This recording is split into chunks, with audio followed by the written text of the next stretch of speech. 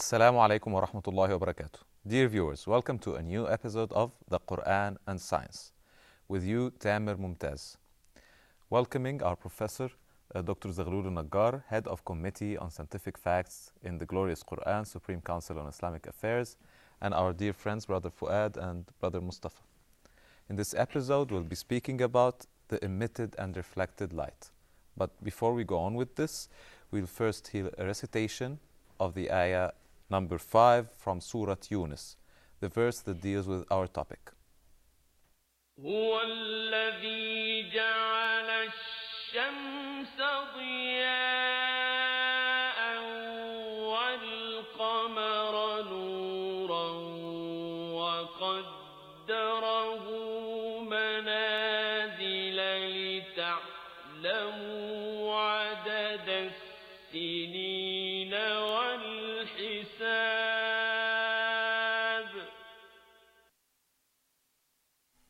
It is he who made the sun a radiating body with light, and the moon reflected light, and established stages for it, that you may know the number of years and the reckoning of time. Professor Zagloul, the emitted and reflected light. You told us that in English there's only the word light. Yes. How is this different from what we find in Qur'an? In the name of Allah, our Creator, the Creator of the universe and of everything that's in it, I greet you all and your audience in our Islamic way. Assalamu alaikum wa rahmatullahi wa barakatuh. Wa alaikum assalam. May Allah's peace, blessings, and mercy be with you all. One of the testimonies for the scientific precision of the glorious Qur'an is the distinction between reflected light and transmitted light. This distinction was not known to man until probably the 19th century, beginning 20th century, and up till now not many people can distinguish between a reflected light and an emitted light. Who found that out? The study of light goes back to the days of Al-Hasan ibn al-Haytham, probably in the 12th century, and he could distinguish because he is one of the founders of the science of optics. And this goes back to that date, but of course before that many people could not distinguish between emitted light and transmitted light and reflected light. So only recently we came to realize that the energy coming from stars like the sun are the product of a very complicated process called nuclear fusion. And nuclear fusion means that the atoms of light elements like hydrogen fuse together by the will of Allah subhanahu wa ta'ala. He creates certain cyclones within the nebulae, and the pressure of these cyclones are so immense that it can compel the nuclei of hydrogen atoms to fuse together. And as they fuse together, they produce the nuclei of heavier elements. Hydrogen leads to helium, helium leads to lithium, lithium leads to beryllium, and so on, by the process called nuclear fusion. That process needs a huge amount of energy. Yes, yes. Because you see, to produce an atom of helium, you have to use 4 atoms of hydrogen. Yes. The total mass of 4 atoms of hydrogen is more than the mass of an atom of helium. Yes. And the difference in mass comes out as radiated energy, electromagnetic waves. So the process of nuclear fusion was only realized very recently, and this has led to the theory of the synthesis of elements. Yani all elements we know of are synthesized, are created, are produced in the hearts of stars by this process of nuclear fusion. Lighter nuclei fuse together to produce heavier nuclei, and heavier nuclei produced together to produce much heavier nuclei, and so on. So all elements come out to one element. All elements stem from hydrogen. Okay. And this is again a direction to the unity of the Creator. Yes. They call this the origination of elements. The origination of elements. All elements are created from hydrogen. And of course, this points out to the unity of the Creator subhanahu wa ta'ala. Yes. The hydrogen atom itself is composed of a proton carrying a positive electric charge, and an electron carrying an equal negative charge, so that it can give the atom a neutral status. So duality is in the atom, but the fact that all elements are created from hydrogen points to the unity of the Creator subhanahu wa ta'ala. So the process of nuclear fusion can produce electromagnetic waves, and electromagnetic waves contain different wavelengths. Starts by gamma rays, then X-rays, then ultraviolet rays, then visible light and rays, and then infrared rays and radio waves. And all these, each of these waves or rays has got its own wavelength. And because most of these wavelengths are invisible, and even the ones that are called visible light cannot be seen clearly except in the lower atmosphere of the Earth, where these different wavelengths are reflected several times on gas molecules, on water vapor, on small solid particles in the lower atmosphere, and that's why they produce this beautiful white color of the day, or white light of the day. Of course, if we look into the upper atmosphere, once you are above 200 kilometers above sea level, you'll see the sun as a blue spot in a dark sky, absolutely dark sky. And that's why the multiple reflection of the sun rays in the lower atmosphere to give us the beautiful white light of the day is a great mercy from Allah subhanahu wa ta'ala. And Allah is showing us this glory of Allah subhanahu wa ta'ala, this bounty of Allah subhanahu wa ta'ala in many Quranic verses. Similarly, at night, the sun rays are reflected from the surface of the moon. The moon has got a glassy layer that was created by the impact of meteorites on the moon. So the impact is so hard that it can melt, cause rocks to melt. And as they melt, they form glass. And on that glass, or glassy surface of the moon, the sun rays are reflected in the form of reflected light. And that's why we use that reflected light of the moon at night as a means of seeing, as a means of observing things. And that's why in full moon, the earth become widely lit and becomes so beautiful. Especially in the desert.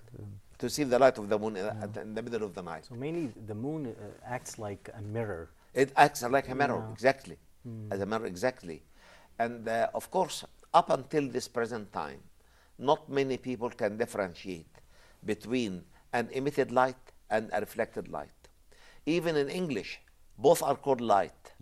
But the Holy Qur'an, a book revealed more than 14 centuries ago to an unlettered prophet, sallallahu alayhi wasallam, may Allah's peace, blessing and mercy be on him, and in an unlettered society, clearly distinguishes between an emitted light and a reflected light.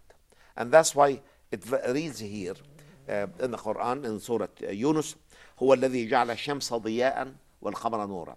It is Allah who has made the sun a source of emitted light. ضياء. You can't find the difference between ضياء and نور in English. هو الذي جعل الشمس ضياء والقمر نورا. And look at the beauty of distinction between two different kinds of light. that, of course, were not known at the time of revelation of that book. هو الذي جعل الشمس ضياء والقمر نورا. The sun as a source of emitted light, and the moon as a source of reflected light. And of course, as I said, both in English are called light. We cannot find another word really for ضياء in English or for nur in English, other than using the terminology of emitted light and reflected light. هو الذي جعل الشمس ضياء والقمر نورا وقدره منازل لتعلموا عدد السنين والحساب. And look at the beauty of that connection, that Allah subhanahu wa ta'ala has caused the moon to pass into successive phases. The moon revolves around the earth, and both the earth and the moon revolve around the sun. And in this process of revolution, you can get the moon at one moment of its history between the earth and the sun, and the lit half of the moon would be facing the sun, and the dark side of the moon would be facing the earth, and they call this eclipse. Once the moon gets out of that, it will have a tiny arc of light at its periphery, and this tiny arc of light increases gradually as the moon rotates around the earth. It increases gradually until you reach a full moon. And these successive stages can define weeks, can define days very precisely. And that's why the Qur'an says, وَقَدَّرَهُ مَنَازِلَ, and Allah has established these phases for the moon, لِتَعْلَمُوا عَدَدَ السِّنِينَ وَالْحِسَابِ, so that you can know the numbers of years and reckon the time as precisely as you can. So, Professor, the lunar way of Yes. calculating the time Yes. is more accurate than the The other. lunar month is more accurate than a solar month. But many people think that the year of the Muslims is only a lunar year, and this is not true. Our year is a lunisolar, so that we can reckon the month by the revolution of the moon around the earth, and we can even reckon days and weeks easily by this revolution, by the successive stages of the moon.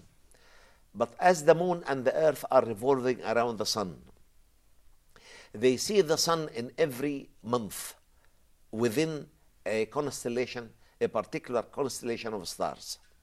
And with this constellation, we can define the solar month. And of course, the 12 lunar months are slightly less than a solar month, a solar year, by only 11 days. Yes. So because of the proximity of the moon to the earth, reckoning with the moon is more precise than reckoning with the sun. The sun is at a distance of 150 million kilometers from the earth, but the moon is at a distance of an average of 380,000 kilometers. So we can reckon the year by a full revolution of the earth and the moon around the sun, and divide that year into lunar months by the revolution of the moon around the earth, and this is the most precise calendar one can ever use. Yeah. Thank you very much, Professor Barakallah Zagloul. feek. Inshallah, we'll be together again after a short break.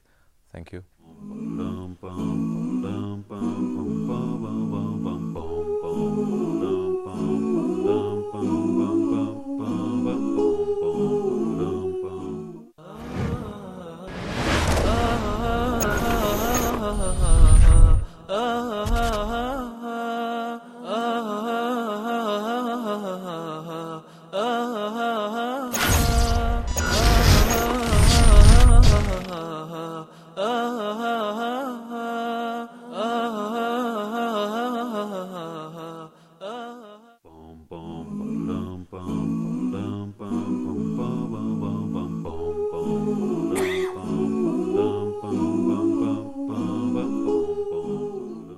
Welcome back, and continuing our conversation with Professor Zagloul, the emitted and reflected light. Yes. Yes. What do you want to ask about them? We want to continue. We finished that the lunar way of calculation is much more accurate than the solar way of calculation. Yes, but I said that the Islamic year is lunisolar, Yes. not only They lunar. utilize both. Both, we utilize Both both. ways, yes. We utilize the moon for defining the lunar month. And we utilize the revolution of the earth and the moon around the sun to define the year, the solar year. And the solar year is slightly more than the lunar year by 11 days, Yes. or around that. And 11 days are just an indication to man that nothing is stable in that universe. Everything is changing. And if we stick to the lunar year only, of course we would be missing these 11 days. And we cannot define a full revolution of the moon within a year, except by using the constellation in which you can see the sun during the revolution of the moon and the earth around the sun. So, as I said, the Islamic year is lunisolar. It's not just the lunar, it is lunisolar. But how do we utilize the sun? Because we always find that when we come to an Islamic month, for example, Ramadan or whatever, yes. we are following the moon and Yes. we're calculating it according to yes. the moon only. Yes. So where does the sun come? The sun comes in for defining the year, The year, not for the month. defining the year, not the month. Yes. You see. How does that happen? Because once the earth completes a full revolution around the sun, this is a full year, Okay. a full solar year. Okay. And how can I divide this solar year? I divide it by the revolution of the moon around the earth. Okay. So our month is lunar, Yes. and our year is lunisolar. Okay. But the year is made up of 12 months. 12 months, yes. Right. So that means the moon revolves around the earth 12 times each year. Indeed. The year, the earth takes one revolution around the sun. Yes. Does this happen precisely when the moon revolutes around the earth 12 times? At the same moment, the earth completes a revolution? Indeed. Precisely. Indeed. This is The truly only amazing. difference is 11 days. The only difference is 11 days. And this is for a wisdom. You see, the wisdom is that the month of Ramadan will not fall all the time through a particular climate. Once it comes in winter, once it comes in spring, once it comes in autumn, once it comes in summer, so that you can taste the sufferings of every climate, Yes. you see, And or the the pilgrimage betterment of every also. climate. The pilgrimage also. And pilgrimage, yes, Yes. pilgrimage. All the acts of worshipping, actually, Yes. can change with time. But if you fixed in January, for example, or in March, for example, you will have exactly the same climate. And we can prepare for it. It will be fixed. Yes. We can yes. prepare before. It's an indication to the continuous change to which everything is subjected to. And only Allah is eternal, But- without change. But everything in His creation changes with time. Concerning the light now, so sometimes the moon would be closer to the sun. Is it true? And the light would differ, or because I can't remember seeing a brighter night than when the moon is present. The intensity of light the from density, the moon. yes, the Yes. density of light changes Yes. as the moon, or because of the structure of the moon, the light remains that.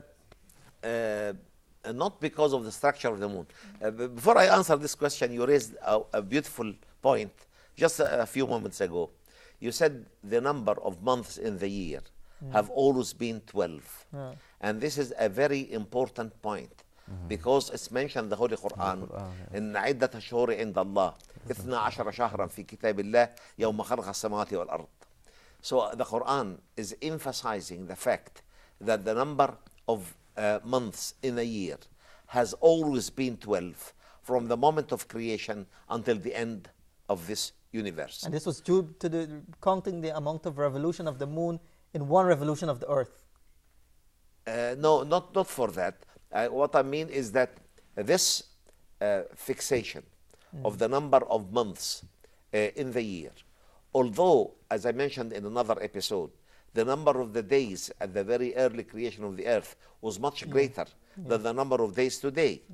To come down from 2,200 days in a year to 365 point something days in a year. Now, this means the slowing down of the revolution of the earth around its own axis.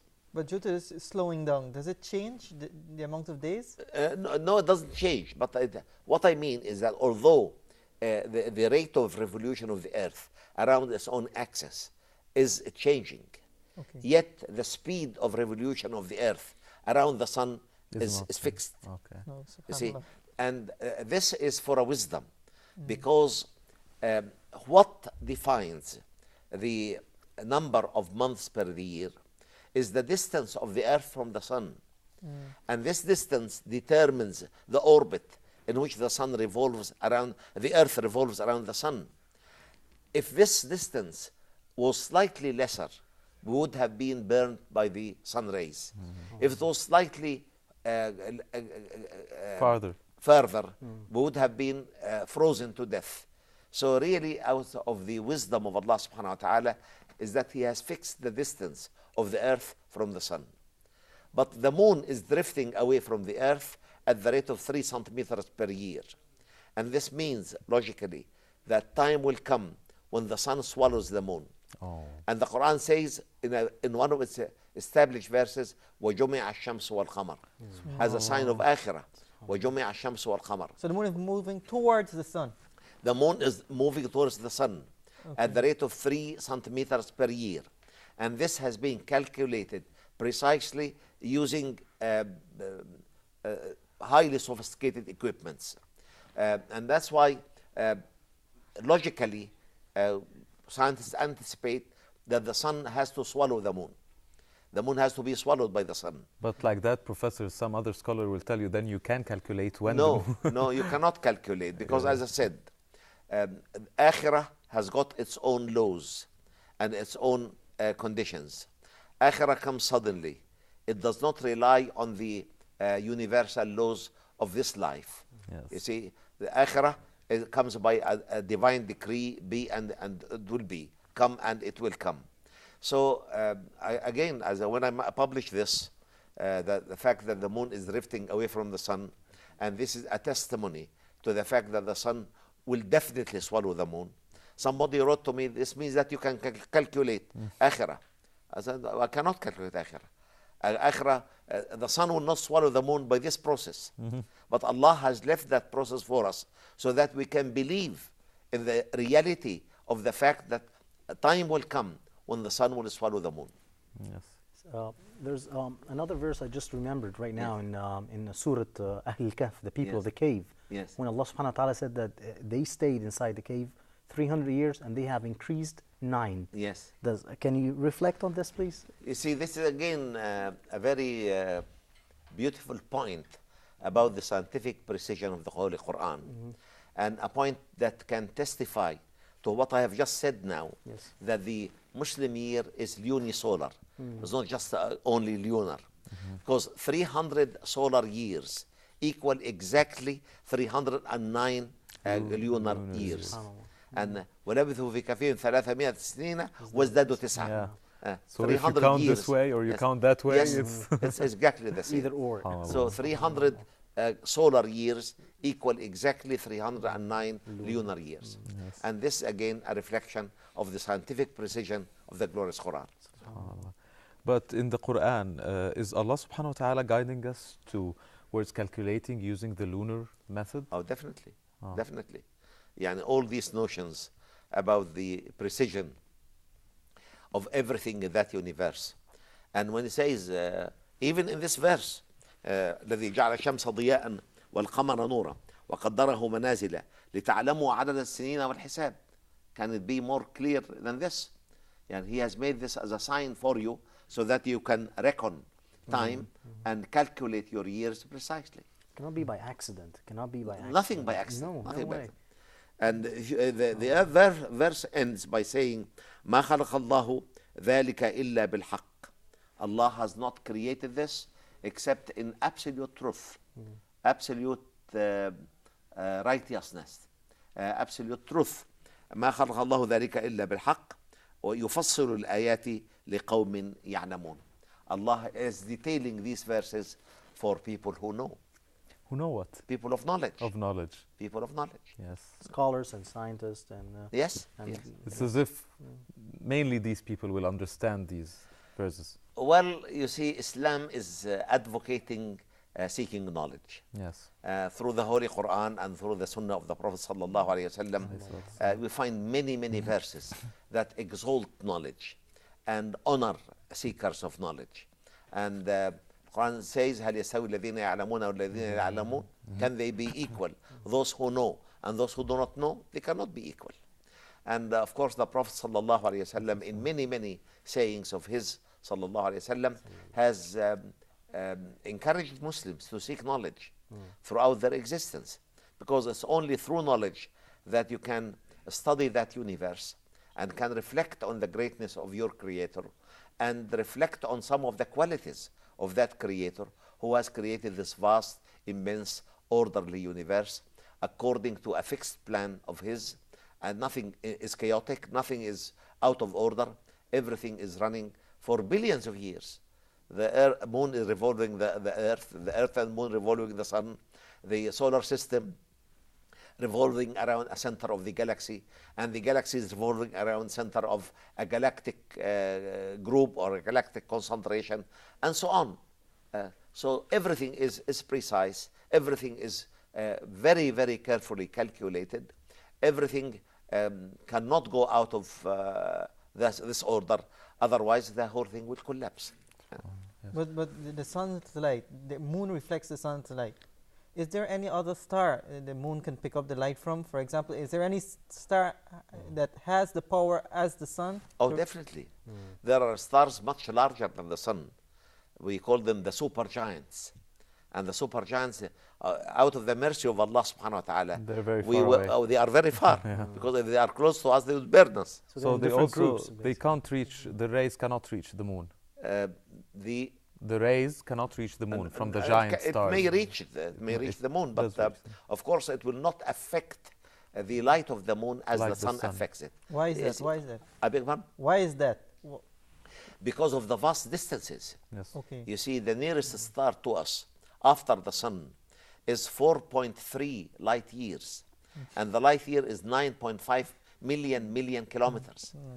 So you could imagine, not close. they are far away from us. That's not close. And that's why Allah subhanahu wa ta'ala is mentioning something about the greatness of His creation by giving an oath by the positioning of the stars. Yes. فلا أقسم بمواقع النجوم وإنه لقسم لو تعلمون عظيم. And inshallah we'll come to this in another episode. Inshallah. You wanted to I say? just want to ask about, you just said that there's another star that is, or stars, Yes. that larger than the sun in different groups. Oh, definitely. Yes. Oh, there so are that means, many. That means that we have maybe, just want to listen to your... Maybe what? Maybe we have another life over there, maybe another... As I said, Allah says clearly in the Holy Quran that He has spread life in that universe. And no intelligent person can imagine that we are only in that vast universe. Because the earth is a tiny little speck, really, of a grain of sand in an endless ocean of sand, you see. And of course, logically, we can accept the idea that life is spread everywhere. But as I said earlier, it's in the form that does not necessarily be of exactly the form of this earthly life. Yes. It has to suit the conditions on these planets or in these different heavenly bodies. Very good. And, okay. No, continue, please. I'd like to emphasize here that the fact the Quran tells us that Allah has spread life in the universe does not mean that we have to go beyond what is being spread after UFOs and the Green Man. And these are fantasies that are not linked to science and cannot be scientifically proved. Okay. Thank you very much, Professor Zagloul, for your time. And thank you, brother. Thank you. Fuad and brother Mustafa. Inshallah, till next episode. Thank you. Assalamu alaikum wa rahmatullahi wa barakatuh.